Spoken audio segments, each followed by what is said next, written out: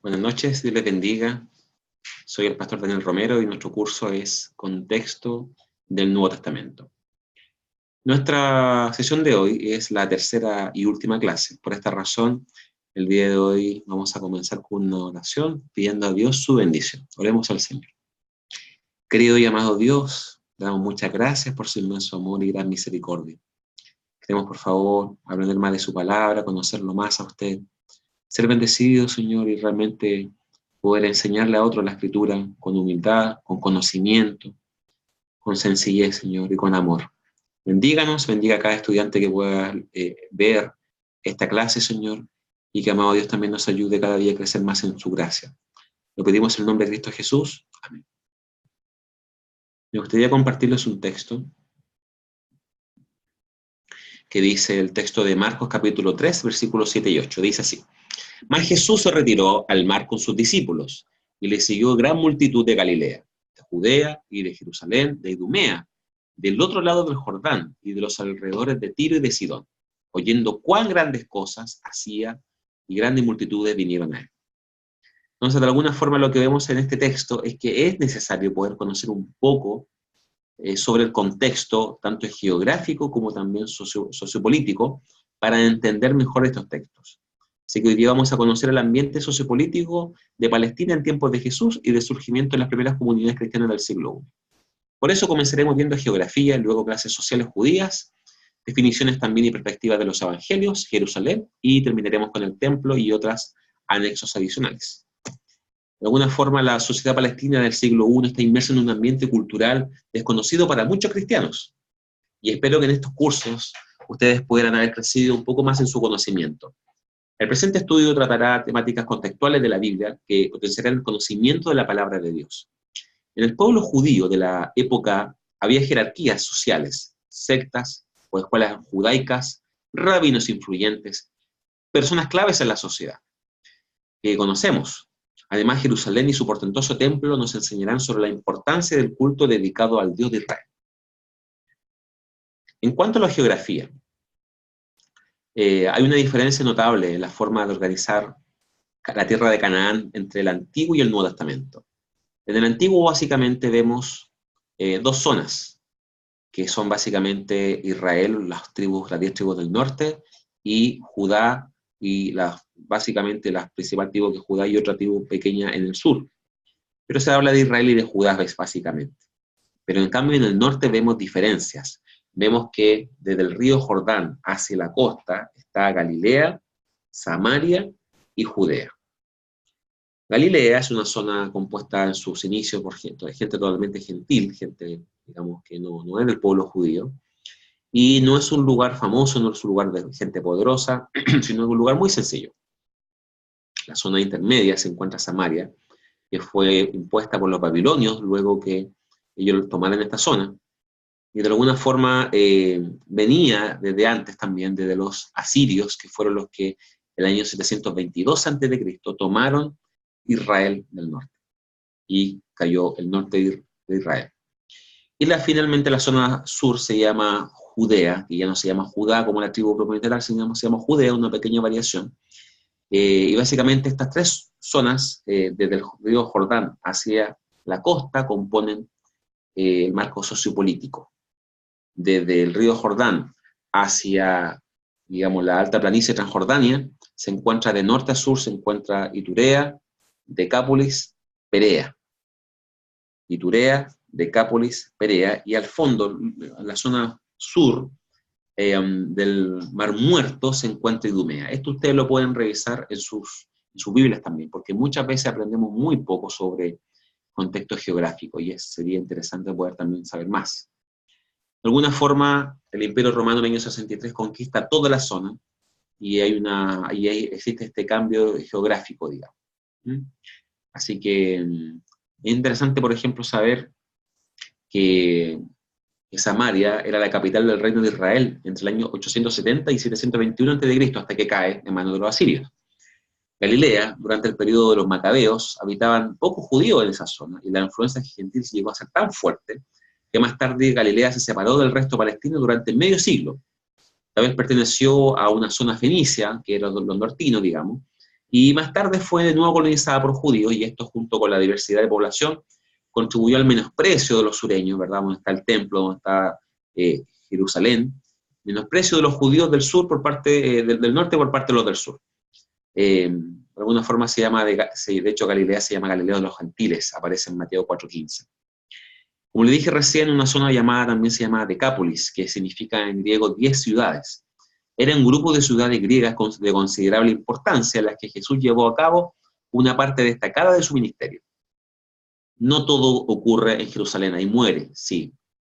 Ahí pasa su última semana también, pero mucho de su ministerio en Jesús pasa en la zona norte, Galilea y Decápolis. De alguna forma esto incluye ciudades como Gadara, ¿no? Donde vemos que hay un hato de cerdos. ¿Por qué? Porque efectivamente en esa zona es una zona gentil. Perea. Perea significa en griego más allá del Jordán. Es un término que el historiador judío no cristiano llamado Flavio Josefo usa para referirse a la región llamada en el Nuevo Testamento como el otro lado del Jordán, así se le llama. Perea estaba habitada principalmente por gentiles, pero los macabeos la judaizaron paulatinamente. Perea forma parte del reino de Herodes el Grande. Allí bautizaba a Juan. Y a menudo Jesús ministraba y enseñaba en Perea, según Marcos capítulo 3, versículo 8. De allí partió el Señor en su último viaje a Jerusalén. ¿De dónde? Desde Perea, según Juan 10:40. Dirigimos la zona sur del Mar Muerto, la zona más sureña, digamos. Es, después del cautiverio, los edomitas, que son los descendientes de alguna forma de Esaú, de Edom, estos invadieron la parte sur de Judá, luego de que los judíos se fueron cautivos a Babilonia. Y estos, aprovechando la ocasión, invadieron Judá, se establecieron allí, por lo que la parte sur de Judea también se llamó Idumea. En el año 126 a.C., a través de uno de los macabeos llamados Juan Hircano, que era un sumo sacerdote, obligó a los edomitas a convertirse en judíos, imponiéndole la circuncisión. Cuando llegaron los romanos a dominar esta zona, Idumea y los edomitas desaparecieron de la historia y no se habla más de ellos. Así que interesante que también ustedes puedan aprender un poco más sobre el contexto sociopolítico, geográfico de la tierra de Palestina, de la tierra de Canaán. Pasamos a otro punto, que son las clases judías sociales, que básicamente se dividían en tres. Primero, los ricos, o la clase alta, que estaba dividido en 4 grupos. En segundo lugar, la clase media, que también estaba dividida en 3 grupos. Y terminamos con los pobres, que son básicamente 3 grupos. En cuanto a los más adinerados, que son los ricos, ellos eran quienes dirigían la vida social de Jerusalén. El rey Herodes tenía dentro de su corte médicos, barberos, secretarios, tesoreros, etc. Además se comportaban como siempre primos y amigos del rey. Eso era la corte, ellos formaban la corte real. En segundo lugar estaban los mercaderes, de vino, de aceite, aromas especiales, etc. Grandes negociantes. Se hacían ricos gracias a la ganancia de la gran demanda que existía por estos productos, debido a que la sociedad era principalmente de carácter agrícola. En tercer lugar, en el grupo de ricos, están la clase sacerdotal, es decir, la corte suprema de Israel. Creemos, según Juan capítulo 7, versículo 50, que Nicodemo pudo haber participado de este grupo sacerdotal, o José de Arimatea por el poder que tuvo y la facilidad para poder sacar el cuerpo de Jesús desde la cruz e instalarlo en una tumba. Básicamente ellos serían los grupos principales en esta zona de Palestina.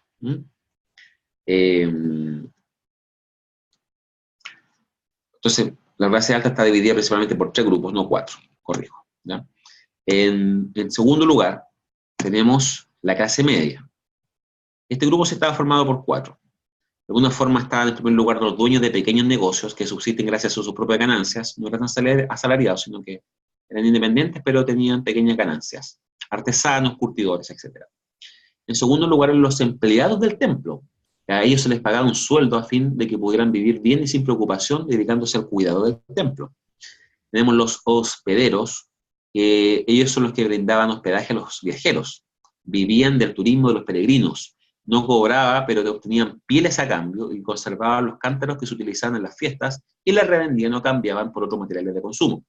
Los hospederos. Y en cuarto lugar, los sacerdotes de Jerusalén, que podían participar de diezmos, sacrificios, premisas de productos agrícolas, el control de cambio de moneda, etc. Y yo era la clase media, que era una clase sencilla, pero en el fondo tenían para subsistir. Y vemos el último grupo, que básicamente es el mismo grupo que no ha cambiado nunca, son los pobres, que eran esclavos, jornaleros, se ganaban el sustento con salarios recibidos por labores realizadas que no eran las mejores. Entonces están en este grupo los salariados y los jornaleros. También los que viven de ayudas recibidas, el segundo grupo.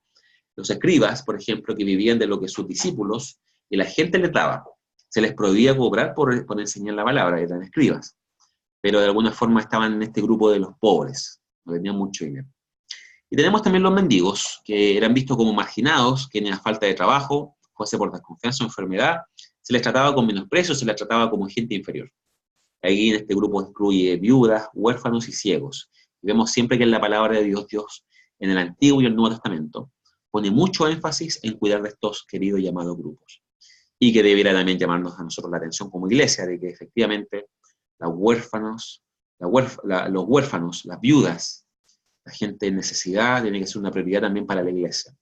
¿Dios salva el alma? Sí, estamos de acuerdo, pero también Dios le importa nuestro cuerpo. Y tenemos que, como el libro de Santiago, no solamente te digo oro por ti, sino que si le puedo dar algo a alguien, tengo que ser generoso y darlo. Así que también la fe se demuestra por las obras. Vamos a ver, ya que hemos visto entonces este segundo punto que tiene que ver con los grupos sociales en la Palestina del siglo I, vamos a ver algunas definiciones y perspectivas acerca de los evangelios. No sin antes contarles sobre un famoso texto bíblico, que es el mensaje del Señor a la iglesia de la Odisea. Nosotros muchas veces hemos leído textos de la Biblia y a veces lo hemos malinterpretado, ya que estamos viendo el contexto del Nuevo Testamento, sería interesante poder revisarlo. De alguna forma, siempre hemos escuchado, o muchas veces hemos escuchado el famoso texto, que no hay que ser ni tibio ni frío, no hay que ser, es mejor ser frío o caliente, pero no tibio. Entonces nosotros muchas veces concluimos, según ese texto, que alguien caliente era alguien fervoroso en las cosas de Dios, alguien frío era alguien que no le interesaban las cosas de Dios. Se nos enseñó que tibio era aquel que no estaba ni aquí ni acá, era como un pie en la iglesia y un pie fuera de la iglesia. Pero la verdad es que el texto dice algo totalmente distinto, y por eso es importante estudiar geografía y el contexto. La iglesia de la Odisea, Dios le dice lo siguiente. El ángel le dice así: yo conozco tus obras, Apocalipsis capítulo 3, versículo 15. Yo conozco tus obras, que ni eres frío ni caliente, ninguna de las dos, ninguna. Ojalá fuese frío o caliente. Es decir, el texto está diciendo que es bueno ser caliente o frío, es bueno. Pero por cuanto eres tibio, y no frío ni caliente, te vomitaré de mi boca. ¿Cuál es el punto? La iglesia de la Odisea es una iglesia que quedaba en la zona de Turquía, y aquí había un mar. Quedaba relativamente cerca de la costa. Pero esta ciudad tenía una especie de montaña, un cerro grande. Y arriba, bien arriba, tenían aguas termales, es decir, agua caliente. Y por otro lado, abajo, en otra zona, tenían también agua muy helada. El punto es que en un punto estas dos aguas se juntaban en un punto intermedio. Y el agua caliente servía por un tema de medicinal, tenía muchas propiedades curativas. El agua helada calmaba la sed, tenía otras cualidades. Sin embargo, esa agua tibia no servía para nada. De hecho, efectivamente existía el rumor bien fundado en la época que aquel que tomaba esa agua se enfermaba del estómago. Por esta razón, Dios, el ángel, ¿verdad? El ángel de la iglesia de la Odisea le dice esto, que sí sería bueno que fuera frío, caliente, sí sería bueno que fuera frío, es decir, sirve para algo, cumple tu función, pero por cuanto estás al medio, no sirves para nada. No es un tema que tiene que ver con salvación, tiene que ver con tu vida, que tu vida delante de Dios como iglesia, como ser humano, y también como congregación, porque esto es un mensaje de una congregación, la Odisea, puede ser una vida que realmente sirve para algo, tiene un propósito. Que nosotros también podamos encontrar nuestro propósito en el Señor. Si seamos fríos, está bien, no tiene nada que ver con poco pasión por Dios, no tiene ninguna relación con eso. Tampoco tiene que ser como ser muy fervoroso lo caliente, para nada. Tiene que ver con que frío o caliente, los dos están bien. El punto es que cumple tu función. Pero estar en un estado intermedio, que no sé lo que quiero con mi vida, no sé qué quiere Dios de mí, porque estoy acá, no sirvo para nada, y más encima critico, no no en la voluntad del Señor. Así que de tal manera que invito que también, obviamente con este nuevo conocimiento que tenemos de la geografía de la Odisea y del contexto, uno puede interpretar mejor el mismo texto que siempre lo hemos leído y hemos pasado muchas veces por encima y hemos estado muy lejos de lo que realmente significa. Así que les animo también a seguir estudiando la palabra de Dios. Cierro el paréntesis que les quería entregar. Algunas definiciones y perspectivas acerca de los evangelios. Número 1. Los gentiles. Gentiles en griego significa nación o pueblos. Es un término con que se designan los pueblos no judíos, el laos, el pueblo, en Romanos 3:9. Los judíos llegaron a despreciar a los gentiles, en vez de ser una fuente de bendición para ellos, de acuerdo al plan divino. Asimismo, les fue difícil a la iglesia primitiva comprender que las buenas nuevas de Cristo habría de ser patrimonio también de los gentiles. No solamente los gentiles, era Cristo de todos, no solamente de un grupo de personas. Pablo fue llamado el apóstol a los gentiles, o de los gentiles. El Nuevo Testamento da un carácter universal al Evangelio. Entonces, de alguna forma, esta palabra es una palabra clave, tenemos que saber interpretarla bien. Hoy día muchas veces decimos no creyente, está bien. Fíjense que interesante el origen etimológico de la palabra pagano y de la palabra villano. Pagano se refiere o tiene que ver con un texto que se refiere a la gente de Pagus. Pagus eran estas ciudades pequeñas, pequeños pueblos, ni siquiera ciudades, eran unos pequeños pueblos que quedaban alejados de la ciudad. En el siglo II, hasta el siglo X, digamos, se concentraban las grandes iglesias y obviamente el cristianismo en iglesias grandes y en ciudades grandes.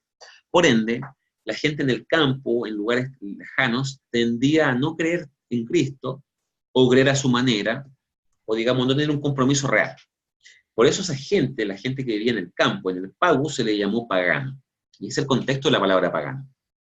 Y villano viene algo similar, que es la gente de la villa. ¿Quiénes eran las villas? Eran pequeños pueblos lejos de las ciudades principales, porque en las grandes ciudades se concentraba el cristianismo y no se ocupaban efectivamente, muchas veces no llegaban a estos campos sencillos. Por eso eran los villanos, los malos de la película. Interesante también el sentido etimológico y cómo se relaciona con el cristianismo. En segundo lugar tenemos los prosélitos, que significa en griego un agregado, el que se acerca. Es un término que llegó a dominar el convertido de una religión a otra. Antes de la era cristiana había dos clases de prosélitos, los que adoraban a Jehová, pero sin circuncidarse ni adoptar ningún tipo de ritual judío. A esta clase pertenecía principalmente los griegos que se mencionan en Juan 12:20, y también Cornelio debe haber sido de este grupo, alguien que creía pero no era circuncidado, Hechos capítulo 10. También, y otras también que se llaman las devotas o temerosas de Dios, que lo nombra Hechos capítulo 18, versículo 7. La otra clase de prosélito eran los que aceptaban todo el yugo de la ley de la religión hebrea, se circuncidaban también. Entonces, dos prosélitos, los que efectivamente no cumplían la ley y los que cumplían la ley a cabalidad. No podían, de alguna forma, celebrar Pascua sin ser previamente circuncidados. Sin embargo, el proselitismo crecía, a veces por la fuerza, como en el caso de Juan Hircano, quien obligó al idumeo a aceptar la religión hebrea. Teóricamente, cuando el prosélito cumplía con los requisitos, era considerado como un judío de nacimiento. Pero en la práctica triunfaba muchas veces el exclusivismo de los circuncidados al octavo día. Es decir, tú podías ser un no judío y tú te circuncidabas, cumplías toda la ley, pero se encontraba contigo otro judío y él se creía superior a ti simplemente porque nació así y se circuncidó al octavo día. Se creía en el pueblo escogido de Dios por haber nacido israelitas. Por ejemplo, los prosélitos podían asistir a los cultos en el templo, pero no debían entrar más allá de los atrios destinados para ellos. Había un límite para ellos. Sí podían, pero hasta un límite. Muchos prosélitos que eran menos rigurosos y muchos temerosos de Dios se agregaron al número de la iglesia cristiana, porque los primeros misioneros hallaron en ellos un terreno fértil para el evangelio, porque no les ponían obstáculos para acercarse a Cristo, porque lo que importaba era la fe, no tu circuncisión. Cumplir la ley no te hacía más santo, sino que la fe en Cristo. Entonces, de alguna forma, este grupo de gente que se sentía marginada pudo encontrar reposo, paz y respuestas a su vida en ese contexto. También tenemos los publicanos. Eran los cobradores de impuestos y los derechos aduaneros. Hoy en día podemos decir que la gente que trabaja en el servicio puente interno. Los judíos que se prestaban para este trabajo tenían que alternar mucho con los gentiles, y lo que era peor, con los conquistadores también. Por eso se les tenía a ellos como gente inmunda, ceremonialmente hablando. Eran excomulgados de la sinagoga y excluidos del trato normal con sus primos compatriotas. Su exclusión de la sociedad religiosa se destaca como en pasajes como Mateo capítulo 9, Lucas capítulo 3, etc. Zaqueo era el jefe de los publicanos en el distrito de Jericó, y esto era llamativo. Siendo rico, participaba de la vergüenza de su profesión. Por eso fue un revolucionario que cuando Jesús se quiso hospedarse en su casa, fue un acto muy revolucionario. No era esperado, Lucas 19. El apóstol Mateo era publicano y se encontraba sentado en el puesto cobrando en Capernaum cuando el Señor lo llama. Interesante. Y dejó todo, muy llamativo. Tenemos también otro grupo que son los escribas. Eran personas cuya profesión era estudiar detalladamente las escrituras. Originalmente el escriba era una persona que llevaba registros, ¿verdad? Algunas veces el Antiguo Testamento se empleaba esto. Durante el cautiverio babilónico cambió el carácter de la religión de Israel. Los escribas llegaron a tener mucha importancia, porque ahora no tenían templo, entonces lo más importante era el libro, y eran los escribas ellos. Antes del cautiverio la religión se centraba en el templo, con los rituales y sacrificios. Pero sin el templo, todo se empezó a centrar en el estudio minucioso de la palabra, del texto, de la ley, etc. Si bien los escribas en un principio descendían de los sacerdotes, pronto llegaron a ser una clase aparte y comenzaron a chocar con los sacerdotes. No eran un partido, como los fariseos, sino como eran un tipo o clase de israelitas. Tenían el trabajo de enseñar la ley semana tras semana. También se les designa a los evangelios como los maestros de la ley o los doctores de la ley. En el Nuevo Testamento, los escribas aparecen en ocasiones como, por ejemplo, villanos cuyo interés es probar a Jesús, planteándole preguntas comprometedoras al maestro. Pero algunos escribas eran dignos de admiración y al menos uno quiso seguir a Jesús, según Mateo 8:19. Y bueno, interesante también todas estas palabras que son necesario mencionar. Como le dije al principio, en Jerusalén la geografía es importante de Israel, pero en cuanto a Jerusalén, también tenía muchas puertas que también son interesantes. El templo, que fue ido aumentando con Herodes, el Monte de los Olivos, en la entrada triunfal de Jerusalén, una torre que era una torre con soldados, la Torre Antonia. Tenemos un hipódromo, tenemos un huerto de Getsemaní, el Valle del Cedrón, el lugar donde Jesús probablemente ocupó como su última cena, el Teatro Romano, el Palacio de Herodes, y el Gólgota, que es el lugar también de la calavera. Todas esas zonas son interesantes de revisar, para que ustedes lo puedan también revisar cuando tengan tiempo. Jerusalén es la principal ciudad para cristianos, judíos y musulmanes. Aunque su importancia comenzaría desde la época de David, desde el 1000 a.C., Jerusalén existió desde hace muchos siglos antes, pues se mencionan los textos egipcios del siglo XIX a.C. También Abraham en ella pagó los diezmos a Melquisedec y de allí pasó la gran prueba de fe. Entonces, aunque David se lo quitó a los jebuseos, Jerusalén era una ciudad muy antigua. Bueno, el nombre más antiguo de Jerusalén se lo conoce como Urushalim, que significa fundación de Salem. Salem era el dios de la paz y la prosperidad para los amorreos, nombre antiguo. La relación con los amorreos se refleja en Éxodo 16:3. Además de la que las consonantes de Chalem vienen de la palabra hebrea Shalom, que significa paz, o Jerusalén significaría ciudad de paz, de alguna forma. Desde la que David la conquistó ha sido su nombre Jerusalén, aunque se conoce también por Sión o Moria, en base a los montes que están ahí cercanos o sobre Jerusalén. David trasladó su capital desde Hebrón, que estuvo 7 años en Hebrón, hasta Jerusalén, donde estuvo mucho más tiempo. Y fue el foco principal de la nación. En cuanto a una descripción de esta ciudad, Jerusalén está situada sobre una serie de colinas en la cordillera central de Palestina. Hay cordilleras entre medio, no es plano, es como un poco como Santiago o como Chile, donde hay una costa, cordillera de la costa, un valle y unas cordilleras finales. Algo similar pasa o sucede con Israel. En este caso, sobre unas colinas estaba puesto Jerusalén. Por eso siempre tú vas a leer por ejemplo, el esposo de María, José subió a Jerusalén, o bajó, o alguien bajaba de Jerusalén a Jericó, en el caso del buen samaritano. Claro, pero no el bueno, sino que aquel que quedó medio muerto. Interesante también la ciudad de Jerusalén. Respecto al templo, podemos decir que Israel tuvo una tienda llamada tabernáculo originalmente, que representaba y manifestaba la presencia de Dios. estuvo después del desierto, estuvo en la ciudad de Silo mucho tiempo, donde también vemos que ahí la mamá de Samuel se derrama ante Dios, su vida. Durante el periodo de los jueces, los filisteos capturaron el arca, pero posteriormente David conquistó Jerusalén y recuperó el arca. Así se estableció un nuevo lugar de culto. De esta manera Jerusalén quedó consagrada como la ciudad donde efectivamente se adoraba a Dios. Era un lugar grande, con emplanada, etc. El primer templo también se le llama el templo de David, ¿verdad? Que construyó Salomón, pero que David pensó, digamos. Se dividía en tres partes: el vestíbulo, lugar santo y santísimo, y el último permanecía en completa oscuridad, ¿ya? El segundo templo se llama también el templo de Zorobabel, que fue reconstruido después de que los babilonios lo destruyeran, en 186.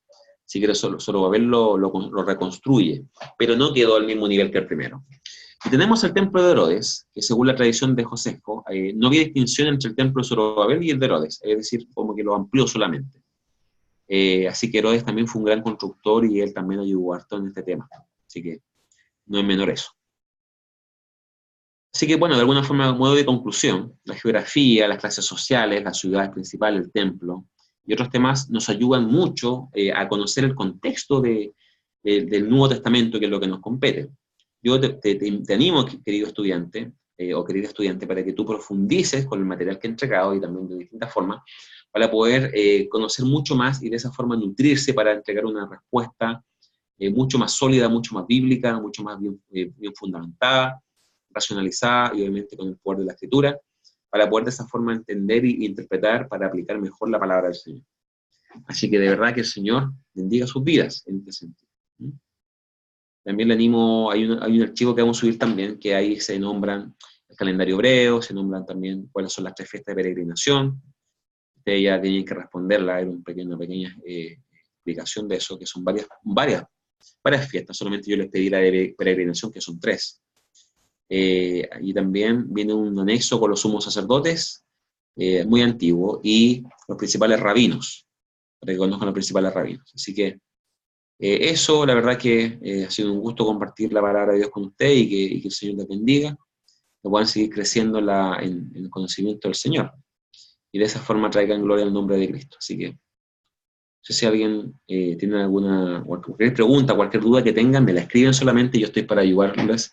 Así que Dios les bendiga, anímense a terminar las tareas pendientes, y en 2 o 3 semanas más, de aquí al 23 de junio, se acaba este curso, así que le animo a estudiar, leer y responder lo que a ustedes se les pide, que son el ensayo y otras cosas más. Así que anímense y que el Señor bendiga su vida grandemente. Le animo a orar para ir terminando. Querido Señor, Dios amado, muchas gracias por esta nueva clase que hemos tenido, Señor, y te pedimos a ti, Rey de la Gloria, que puedas bendecir la vida de los estudiantes que están acá, que usted les cuide en el colegio, que ellos cuiden lo que tienen, Señor, y que también en su vida espiritual, nuestros queridos estudiantes, ellos crezcan en sus iglesias, en sus trabajos, sus hijos en el colegio, que puedan amarte y conocerte cada día más a ti. Bendígalos, Señor, y que el conocimiento que están adquiriendo en este curso de contexto del Nuevo Testamento les ayude a reinterpretar tu escritura de una manera sana, bíblica, Señor, histórica, y así puedan traer gloria a tu nombre, Señor, y que podamos sacar buenas conclusiones de todo lo aprendido. Bendiga sus vidas, que trabajen sin descanso, Señor, confiando en ti, que tú eres un Dios bueno y bondadoso, y a ti siempre sea la gloria, la honra y la alabanza por los siglos de los siglos, amado Rey de la Gloria. Lo pedimos todo en el nombre de Cristo Jesús. Amén y amén. ¿Ya? Así que ha sido un gusto compartir con ustedes. Dios les bendiga. Ánimo a seguir aprendiendo. Y cualquier cosa me escriben para poder entregar más información de lo que necesiten, ¿ya? Así que Dios les bendiga. Nos estamos viendo con la ayuda del Señor.